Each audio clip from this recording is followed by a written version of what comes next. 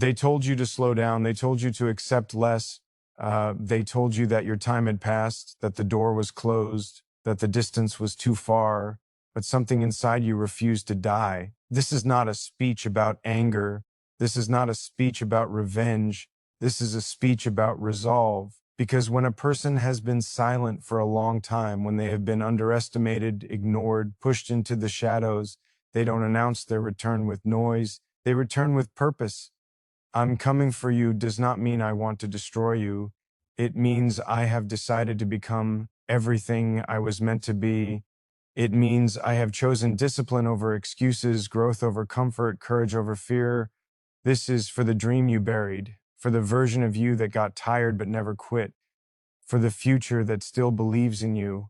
I'm not rushing. I'm not panicking. I'm preparing. And when the moment comes, when preparation meets opportunity, when silence turns into action, you'll understand what I meant when I said, I'm coming for you. I learned something important when life stopped applauding, when the noise faded, when the crowd disappeared, when the messages stopped coming and the doors didn't open anymore. That silence wasn't punishment, it was training. Because when everything is loud, you can lie to yourself. You can mistake movement for progress. You can confuse attention with purpose, but when it gets quiet, you meet the truth of who you are. You hear your own breathing. You feel the weight of your choices. You begin to understand what you're really made of. I'm coming for you is not a threat shouted into the world. It's a promise whispered to yourself at 3 a.m. when nobody is clapping, when nobody believes, when even you are not fully convinced yet. It's what you say when quitting would be easier, when disappearing would make sense, when giving up would hurt less in the short term. It's the moment you decide that comfort is no longer your goal. There's a version of you that stayed down too long. Not because you were weak, but because you were tired. Tired of explaining yourself, tired of proving your worth, tired of being misunderstood. People think strength looks like shouting, but real strength often looks like restraint. It looks like showing up again when nobody expects you to. It looks like learning in private so you can stand firm in public. It looks like patience that outlasts doubt. You don't rush this kind of journey. You don't announce it. You don't post about it every day. You work quietly, relentlessly. You wake up when it's uncomfortable. You train when motivation is gone. You choose discipline over drama because you know something others don't yet understand. Consistency is louder than talent, and preparation beats confidence every time. There were days you questioned everything, your direction, your timing, your value. You watched others move ahead, watched opportunities pass, watched doors close that you thought were meant for you. But you stayed, you adjusted, you learned, you became sharper, you became calmer. You stopped begging life to be fair and started becoming dangerous in your own lane. I'm coming for you means I stopped asking for permission. It means I stopped waiting to feel ready. It means I accepted that fear would come with me, doubt would sit beside me, and pain would walk ahead of me. But none of them get to drive. You do. This is not about chasing people who doubted you. It's about catching up to the person you promised yourself you would become. The one who doesn't fold under pressure. The one who keeps moving even when the path isn't clear. The one who understands that setbacks are not signals to stop, they are instructions to adapt. You don't hate the past anymore. You learned from it. You don't resent the struggle. It shaped you. You don't envy those ahead of you. You're building something deeper, something solid, something that doesn't collapse the first time it's tested. Every scar taught you timing. Every failure taught you precision. Every lonely season taught you self-reliance. You stopped looking for shortcuts because you realized shortcuts don't teach you how to survive the long road, and this road is long. So when you say, I'm coming for you, you're not chasing validation, you're not chasing revenge, you're chasing alignment. Alignment with your values, alignment with your potential, alignment with the quiet confidence that comes from knowing you did the work when nobody was watching. You're not in a hurry anymore. You understand that real power moves slow. Why? It observes, it calculates, it waits for the right moment, and when it moves, it doesn't miss. You're still learning, still refining, still building, but now there's something different in your eyes. Calm, focus, certainty. Not because everything is perfect, but because you're no longer afraid of imperfection. The world doesn't need you loud, it needs you ready. And readiness is built in silence. Discipline is what you choose when nobody is watching, when there is no reward in sight, when the result feels distant and uncertain. It's easy to look strong when eyes are on you. It's easy to perform when applause is guaranteed. But who are you when the room is empty, when the phone is silent, when no one knows how hard it is to keep going? That's where discipline is born. Not in excitement, but in routine. Not in motivation, but in commitment. Most people wait to feel inspired. They wait for the right mood, the right energy, the right moment. Discipline doesn't wait. Discipline moves even when the body is tired and the mind is heavy. It doesn't argue with excuses. It doesn't negotiate with comfort. It shows up, does the work, and leaves quietly again and again and again. There were mornings when quitting felt logical, when rest felt justified, when skipping one day felt harmless. But discipline understands something emotions don't. One missed day becomes a habit. One excuse becomes a lifestyle. So you learn to keep promises to yourself, especially the small ones. Waking you, pee on time, doing the work even when it's boring, repeating the same actions until they become part of who you are. No one claps for discipline. No one congratulates you for choosing the harder path. Most people will never know how many times you said no to distractions, how many nights you chose preparation over pleasure, how many moments you stayed focused while others drifted. And that's fine. Discipline isn't built for recognition. It's built for results. You stopped romanticizing success and started respecting process. You realize that greatness is not created in dramatic moments, but in ordinary days handled with care. You train when it's inconvenient. You practice when it feels repetitive. You push when progress feels invisible, because discipline doesn't need proof today. It trusts the accumulation. There's a quiet confidence that comes from knowing you did the work. Not talked about it, not planned it endlessly, actually did it. That confidence doesn't shout, it doesn't boast, it stands firm. When pressure comes, when chaos rises, when others panic, discipline keeps you steady because you've already faced discomfort in private.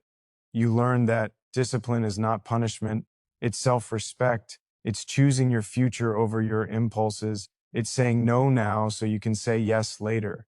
It's understanding that freedom is built through structure, not the absence of it. The more disciplined you became, the less controlled you felt by fear, by laziness, by doubt. When nobody why is watching, that's when you decide who you really are. Not the image, not the story, not the potential, but the reality, the habits you repeat, the standards you keep, the effort you give when it would be easy to stop. Discipline turned ordinary days into training grounds. It turned silence into strength. You don't rely on motivation anymore. Motivation comes and goes. Discipline stays. It carries you through low days, slow seasons, uncertain paths. It doesn't ask how you feel. It asks who you want to become. And every time you choose to act instead of wait, you answer that question with action. Pain has a way of introducing itself without permission. It doesn't knock. It doesn't explain. It just arrives and changes the temperature of your life. At first, you try to avoid it. You distract yourself. You pretend it's not there. You tell yourself it will pass on its own. But pain doesn't respond to denial. It waits. And eventually, it forces a choice. You can let pain define you, or you can let it refine you. Most people see pain as a sentence, something handed down by life that must be served with bitterness and regret. They sit inside it, relive it, let it replay in their minds until it becomes their identity. But pain was never meant to be a prison. It's a classroom, and every lesson is uncomfortable by design. Pain strips away illusions. It removes the luxury of pretending. When things hurt, you see, clearly, you understand what matters and what never did. You stop wasting energy on shallow approval and start investing in survival, in growth, in strength that doesn't need to be announced. Pain teaches efficiency. It teaches focus. It teaches humility. You didn't become stronger because life was kind to you. You became stronger because you had no other option. You learned to stand because staying down hurt more than getting up. You learned to adapt because rigidity would have broken you. You learned to Think differently because the old way no longer worked.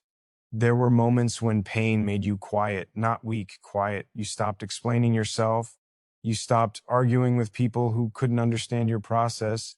You conserved energy. You listened more. You observed. Pain slowed you down just enough to help you see patterns you had missed before. Every setback sharpened your awareness.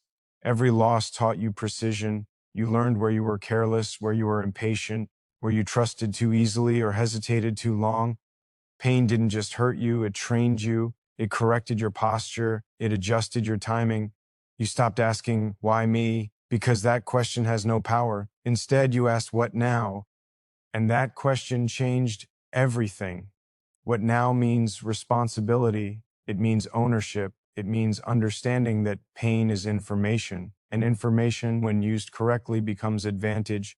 Pain taught you endurance, how to breathe through discomfort, how to keep moving even when progress felt invisible, how to sit with uncertainty without falling apart. It taught you that emotions don't get to make decisions for you. They can speak, but they don't lead. You realize that avoiding pain only delays growth.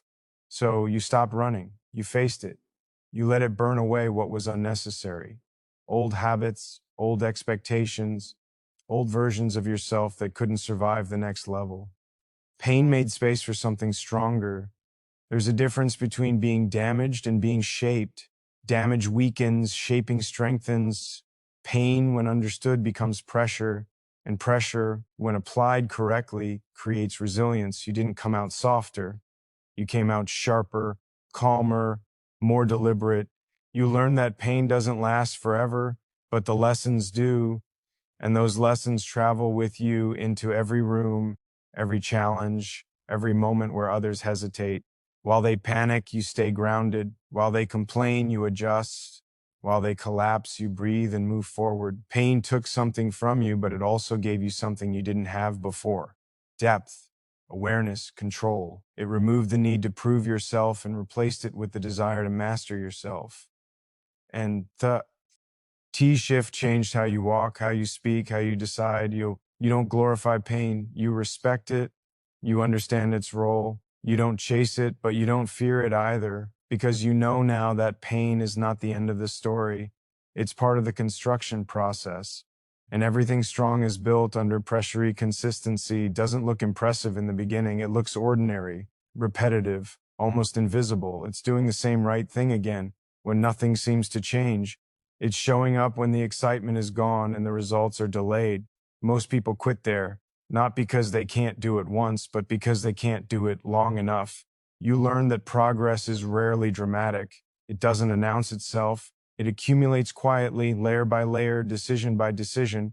While others wait for perfect conditions, you work with what you have. While others chase shortcuts, you commit to repetition. And repetition done right turns effort into identity. Consistency removes guesswork.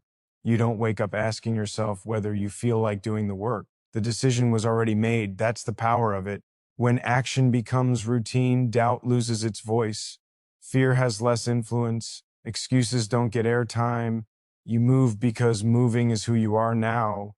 There were days when nothing went right, days when effort felt wasted and improvement felt imaginary. But consistency doesn't measure success emotionally. It measures it structurally.